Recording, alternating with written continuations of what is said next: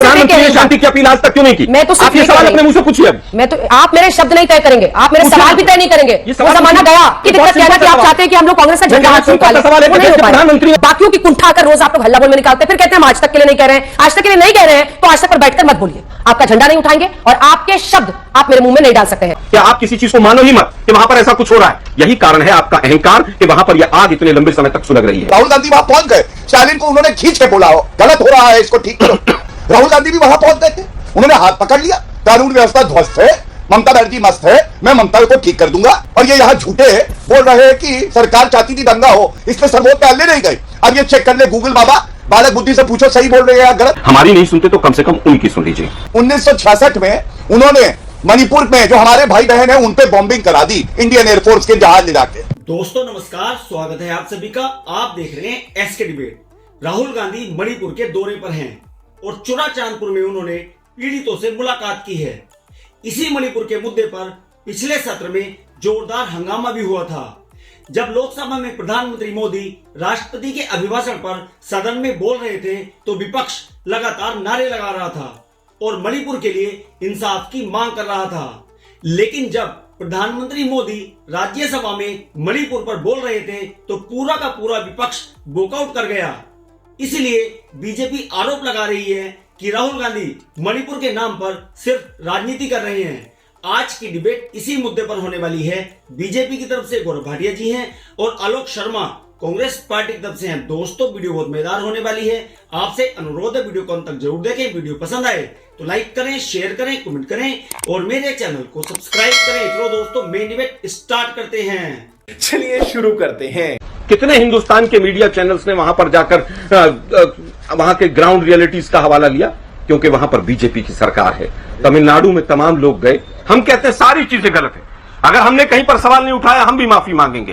क्या निरंजन चौधरी ने संदेश खाली पे सबसे पहले सवाल नहीं उठाया? आलोक जी सबने उठाया। अब देखिए आप बार बार गलत फैक्ट्स कह रहे हैं, इसलिए मुझे बोलना बोलिए बोलिए। मैं फिर कह रहा हूं कि किसी ने भी 65 जो वहां पर जो जंगली नकली शराब से, जो जहरीली शराब से मौतें हुई, हमारे पीसीसी प्रेसिडेंट ने सबसे पहले वहां पर स्टेटमेंट दिया। तमाम लोगों ने दिया। तो बहुत लोग स्टेटमणिक यहाँ भी दे रहे हैं मणिपुर पे। 65 लोग मरे, गृह मंत्री गए वहां पर। आलोक जी अब सुनिए, आपने अपनी बात कह ली, अब मेरी बात भी सुनिए। अच्छी बात है। अगर मणिपुर पर भी इनका यही जवाब होता है ना। आप देखिए ना, ये बात बीजेपी कहेगी तो बात अच्छी है। नहीं सुनिए, एक बार सवाल तो सुनिए। आपने मीडिया पर जो कहा है उस पर मैं जवाब दे रही हूँ। आपने मीडिया पर कहा उस पर मैं जवाब दे रही हूँ। मीडिया पर कहा उस पर मैं जवाब दे रही हूँ। एकमात्र चैनल जिसमें हमारे दिल्ली के रिपोर्टर, ग्राउंड रिपोर्टर्स मणिपुर पर गए, हमने कवरेज की और जब पीक पर वहां पर परिस्थितियां खराब थी तब हमने की थी, आपको दिखा नहीं। तमिलनाडु पर कोई कवरेज नहीं हो रही है, लेकिन आप कह रहे हैं तमिलनाडु सारे लोग गए। मीडिया को लेकर जब आप गलत कहेंगे ना तो आलोक जी आपको टोकूंगी और बताऊंगी। ठीक है, अब शांति से सुनिएगा। देश के प्रधानमंत्री ने शांति की अपील आज तक क्यों नहीं की? मैं तो आप ये सवाल अपने मुंह से पूछिए। अब मैं तो, आप मेरे शब्द नहीं तय करेंगे, आप मेरे सवाल भी तय नहीं करेंगे। वो जमाना गया, ये वो जमाना गया, वो जमाना गया, वो जमाना गया। आलोक शर्मा, आलोक शर्मा पूछ सकते हैं आप लोग। शुरू से सवाल उनसे पूछ रही हूँ, लेकिन आपकी दिक्कत क्या है ना कि आप चाहते हैं कि हम लोग कांग्रेस का झंडा हाथ में निकालें। वो नहीं हो पा रहा। प्रधानमंत्री ने मैं बार मुझे नहीं पता आज क्या सोचकर आप आए हैं। आवाज नीचे कीजिए इनकी। मुझे नहीं पता आज आप क्या सोचकर आए हैं, क्यों शुरू से आप कम्बैटिव मूड में हैं। लेकिन देखिए, मौका आपको यहीं पर मिलता है बोलने का। बाकियों की कुंठा आकर रोज आप लोग हल्ला बोल में निकालते हैं, फिर कहते हैं हम आज तक के लिए नहीं कह रहे हैं। आज तक के लिए नहीं कह रहे हैं तो आज तक पर बैठकर मत बोलिए। दूसरे के लिए कह रहे हैं तो वहां जाकर बोलिए। ना हमारी जवाबदेही और जिम्मेदारी बाकियों के लिए है, ना हम उनकी तरफ से जवाब देंगे। और अगर एकमात्र कोई चैनल था जिससे रिया चक्रवर्ती का इंटरव्यू दिखाया तो वो भी आज तक ही था। हम दोनों पक्ष को दिखाने में यकीन करते हैं। आप क्या हमसे सवाल पूछेंगे? हाँ, आपका झंडा नहीं उठाएंगे और आपके शब्द आप मेरे मुंह में नहीं डाल सकते हैं। अब अगर आपकी और मेरी तू मैं खत्म हो गई हो तो वापस विषय पर आते हैं। आज एलओपी अगर वहां पर गए हैं तो बीजेपी को चाहिए कि नहीं, वहां पर एलओपी गए, हम भी स्वागत करते हैं। राहुल गांधी जी शांति की अपील करने गए हैं। तमाम वहां पर 50 से 60 हजार लोग आज भी कैंप्स में रह रहे हैं। उन कैंपों से कब आएंगे वापस? बीजेपी को प्रशंसा करनी चाहिए थी। लेकिन दिक्कत यह है, अब ये किसी के नहीं सुनते हैं। अहंकार सर चढ़कर बोलता है। आपको एक राज्य में इतनी तबाही हो गई, वो राज्य 20-30 साल पीछे चला गया। वहां के तमाम खिलाड़ियों ने जिन्होंने ओलंपिक्स तक में मेडल लिए, उन्होंने मोदी जी से सवाल किए। अरे भाई, उनके सवालों के तो जवाब दे दो, हमारे नहीं दे रहे तो। लेकिन आप हमेशा तमाम मुद्दों को उलझा दो, डेविएट कर दो, डाइवर्ट कर दो, डिनाई कर दो। ये जो 5D मॉडल है ना आपका, कि आप किसी चीज को मानो ही मत कि वहां पर ऐसा कुछ हो रहा है, यही कारण है आपका अहंकार कि वहां पर यह आग इतने लंबे समय तक सुलग रही है। रुको जरा, सब्र करो। गौरव जी, जवाब दीजिए। सबसे पहले इसी से शुरुआत कर लेते हैं। डरपोक नंबर 1 कौन है भारतीय राजनीति में? राहुल गांधी है। मैं आपको बताता हूं क्यों। मैंने आपको बताया ना कि ये मिट्टी का तेल लेके घूमते हैं, लेकिन वहां जाते हैं जहां भाजपा शासित राज्य है। आप सही कह रही हैं अंजना जी। संदेश खाली में हमने देखा किस तरह से महिलाओं को प्रताड़ित किया गया, FIR नहीं लिखी गई। राहुल गांधी तो वहां पहुंच ही गए थे, गले लग लग के बता रहे थे कि कैसे गांधी परिवार उनके साथ खड़ा है। तमिलनाडु में हमारे 65 भाई जो है वो मर जाते हैं जहरीली शराब पीने के बाद। राहुल गांधी वहां पहुंच गए, स्टालिन को उन्होंने खींच के बोला, हो गलत हो रहा है, इसको ठीक करो। राहुल गांधी, हाँ, अभी नॉर्थ उत्तर दिनाजपुर में एक महिला को चाबुक और बेत से मारा गया। हमने ये मुद्दा उठाया, बड़ी प्रखरता से उठाया। राहुल गांधी भी वहां पहुंच गए थे, उन्होंने हाथ पकड़ लिया। कानून व्यवस्था ध्वस्त है, ममता बनर्जी मस्त है, मैं ममता को ठीक कर दूंगा। राहुल गांधी पहुंच गए थे। और हाँ, अभी बसपा के अध्यक्ष को तमिलनाडु में मार दिया गया, राहुल गांधी वहां भी पहुंच गए। अरे क्या बालक है ये बालक बुद्धि है, ये कहीं भी पहुंच जाता है, डर नहीं लगता इसको। और देखिए, जैसा नेता झूठा वैसा प्रवक्ता झूठा। चुनौती देता हूं आज तक पे, चुनौती। इन्होंने कहा जब हाईकोर्ट का जजमेंट आया, हम सब जानते हैं वहां पे कानून व्यवस्था बिल्कुल ठीक थी, हाईकोर्ट का एक जजमेंट आया, उन्होंने कहा ST स्टेटस दिया जाएगा। हम तुरंत जो है सरकार सर्वोच्च न्यायालय गई, और ये यहां झूठे बोल रहे हैं कि सरकार चाहती थी दंगा हो, इसलिए सर्वोच्च न्यायालय नहीं गई।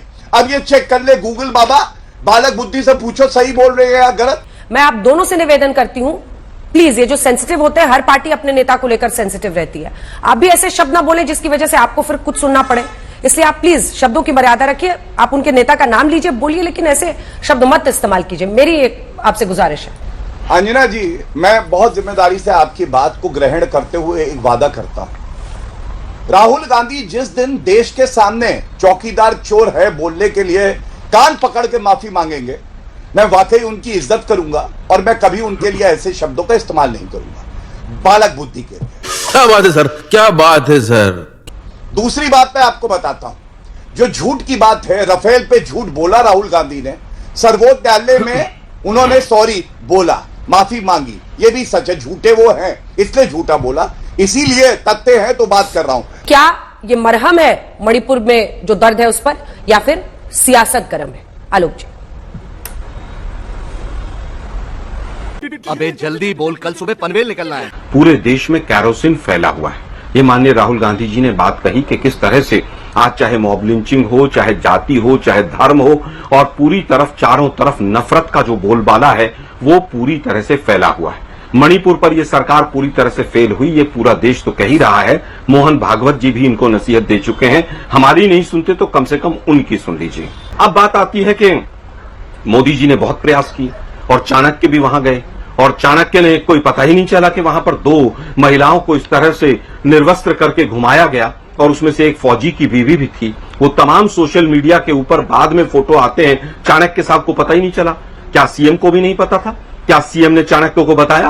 क्या सीएम ने बताया और उसके बाद भी चाणक्य खामोश रहे? मैं समझता हूं कि पूरी तरह से डबल इंजन की सरकार वहां पर फेल रही। आपकी औकात बता रहा हूं सर, बुरा नहीं मानना सर। लेकिन नरेंद्र मोदी जी ने जब कार्रवाई के बारे में बताया, 500 गिरफ्तारी हुई हैं, वो इनको सुनाई नहीं दिया। और मैं पूछता हूं, हाँ, सोल्यूशन इंदिरा गांधी का ठीक था।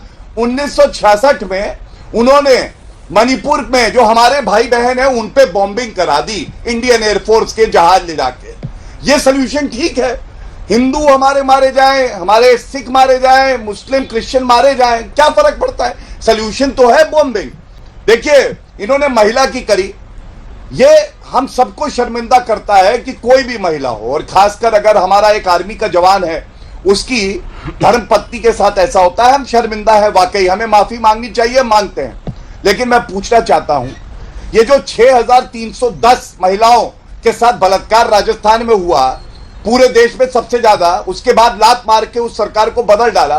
राहुल गांधी और प्रियंका वाड्रा और सोनिया गांधी का एक बयान दिखाएं, चुनौती देके कहता हूं। जब मैंने संदेश खाली की बात उठाई तो ये बताए कि संदेश खाली में राहुल गांधी चुप्पी क्यों साधे रहे। जब मैंने बात उठाई नॉर्थ दिनाजपुर की और बताया महिला को वहां मारे गए कोड़े, कौन सा कांग्रेसी नेता बोला था ये भी बता दे। बल्कि एक अधीर रंजन चौधरी जो प्रताड़ित होने की बात उठाते थे उनको भी चुप करा दिया। जब मणिपुर की बात हुई तो विपक्ष के नेता वहां से या तो भाग गए या उपस्थित नहीं रहे। मजा आया। देखा दोस्तों, आपने गौरव भाटिया और आलोक शर्मा दोनों को सुना। आप किसकी बात से सहमत हैं? दोस्तों, वीडियो को लास्ट तक देखने के लिए दिल से धन्यवाद। और वीडियो के बारे में आपकी क्या राय है कमेंट सेक्शन में कमेंट करके बताएं। और अगर वीडियो पसंद आई हो तो लाइक करें, शेयर करें, कमेंट करें और मेरे चैनल को सब्सक्राइब करें। तो दोस्तों, मिलते हैं अगली वीडियो में। जय हिंद, वंदे मातरम, जय श्री राम।